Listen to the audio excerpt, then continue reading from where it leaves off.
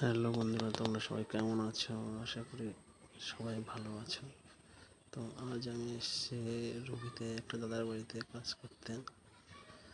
এই ছাদ বাগানটি আমার নিজেরই তৈরি। বিগত 4 থেকে 5 বছর ধরে আমি এই বাগানটি তৈরি করেছি।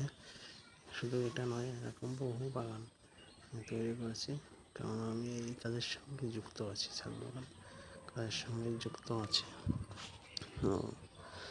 তোমরা নিশ্চয়ই দেখছো কত সুন্দর সুন্দর ফুল হয়ে আছে এবং কত সুন্দর সুন্দর গাছ। অ্যাডিনিয়াম আছে, বগনভিলিয়া আছে, অনেক ধরনের মেলামন্ডা আছে, অনেক ধরনের গাছ আছে। তোমরা এখন আরও ভিডিও দেখতে আমার চ্যানেলটাকে সাবস্ক্রাইব করো এবং লাইক করো, শেয়ার করো। নিশ্চয়ই আরও ভালো ভালো ভিডিও তোমাদেরকে আমি দেখাতে পারবো। তো কি সুন্দর হয়েছে রঙটা, খুব ভালো, সুন্দর, নাইস, বিউটিফুল। দেখতেই পাচ্ছ। ছাদ বাগান করতে হলে অনেক পরিশ্রম করতে হয়। বগনভিলিয়াটা খুবই সুন্দর আছে এবং এর যে গাছ আছে সবই বড় বড় গামলা টবে।